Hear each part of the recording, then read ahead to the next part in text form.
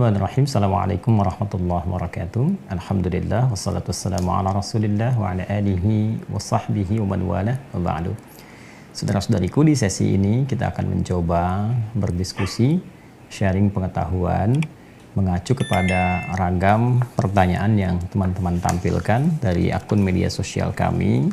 Dan insya Allah kita belajar bersama dari pertanyaan dimaksud untuk melihat bagaimana Al-Quran dan hadis-hadis Nabi Muhammad SAW berikan pandangan kepada kita semua dan pencerahan tentunya yang dijelaskan oleh para ulama-ulama otoritatif dalam syariat Islam yang kita ketahui.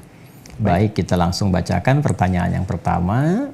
Mohon izin nama akunnya kita tidak sebutkan untuk memudahkan ya proses tanya jawab yang berlangsung.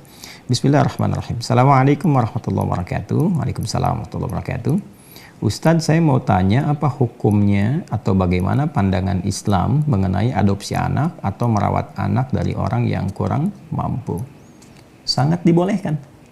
Ya, dan itu diantara perilaku yang sangat mulia dan diapresiasi bahkan dalam Al-Quran langsung.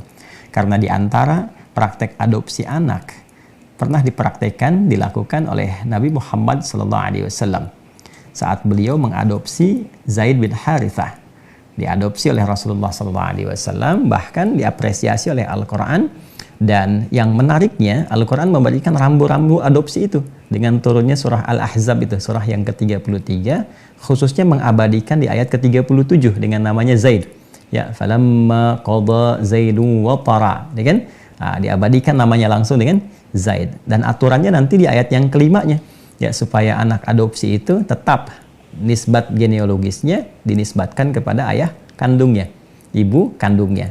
Jadi aturan yang pertama, Al-Quran memberikan gambaran kepada kita bahwa mengadopsi anak khususnya dari keluarga yang dipandang barangkali belum memenuhi kemampuan untuk bisa merawat anak itu dengan baik, khususnya dari segi akidah misalnya, kemudian juga pengetahuan misalnya, atau kecukupan materi pada saat itu, maka boleh dengan niat beribadah kepada Allah Subhanahu wa Ta'ala, membantu keadaan keluarga dimaksud untuk meringankan kondisi-kondisi dimaksud dengan mengadopsi anak, seperti yang tadi Anda sampaikan. Kemudian yang kedua, dalam proses adopsi itu tetap menjaga ketentuan-ketentuan dalam syariat. Yang pertama, bahwa dijelaskan kepada anak yang diadopsi itu dalam perjalanannya untuk tetap mengenal keluarga aslinya. Jadi jangan sampai dijauhkan atau bahkan dihapus latar belakang keluarga aslinya. Tidak diperkenankan demikian.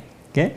Jadi dijelaskan kepada anak itu, bahkan tetap disampaikan panggilannya kepada ayahnya, kepada ibunya, dan diberikan pengertian-pengertian terbaik bahwa Allah misalnya ya memberikan kebahagiaan yang sangat luar biasa bagi Ananda dengan menghadirkan dua orang tua.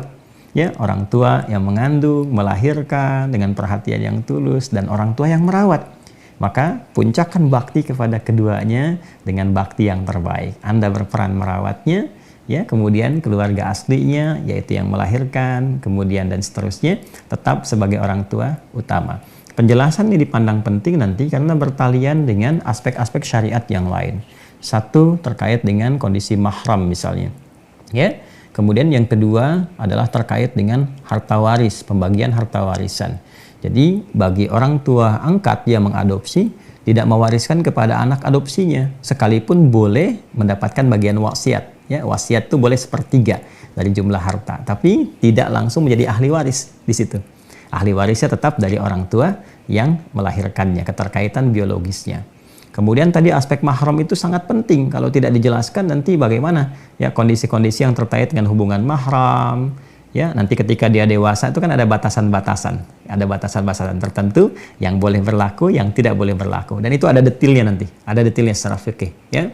Kemudian terkait dengan pernikahan. Kalau tidak dijelaskan dari awal, khawatirnya dia tumbuh dewasa. Nanti seharusnya misalnya dia menikah dengan sosok yang tidak diperkenankan menikah, terjadi karena tidak jelas status itu. Ya, boleh jadi nanti keluarga asalnya punya anak misalnya yang perempuan yang ternyata adiknya atau kakaknya, karena tidak diketahui status, terpisah lama, terjadi pernikahan, jadi masalah, kan?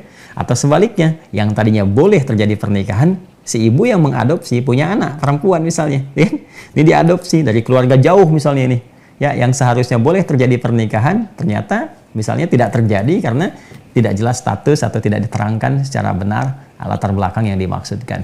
Jadi sangat diapresiasi, dan Al-Quran bahkan dalam Islam ya memberikan contoh teladan terbaik bagaimana cara mengadopsi. Bukan hanya sekedar membolehkan, tapi juga memberikan ketentuan-ketentuan sehingga dengan ketentuan ini nyaman proses adopsi, selamat dan tentram dalam prosesnya, dan kebahagiaan juga berpotensi terlahir ya dalam lingkup keluarga atau dua keluarga yang dimaksudkan. Jadi boleh hukumnya, sangat diapresiasi, niatkan sebagai ibadah karena Allah Subhanahu wa taala, terangkan kepada keluarga asalnya ya, juga kepada anaknya tentang ketentuan adopsi itu sehingga berlangsung dengan baik. Yang ketiga, praktekkan dan mengacu kepada hukum-hukum syariat, perjelas tentang batasan-batasan khususnya terkait dengan mahram, kemudian juga yang kedua batas-batas warisan dan turunan-turunannya. Selebihnya silahkan diperlakukan selayaknya merawat anak-anak kita ya, berikan hak-haknya, berikan kasih sayangnya, berikan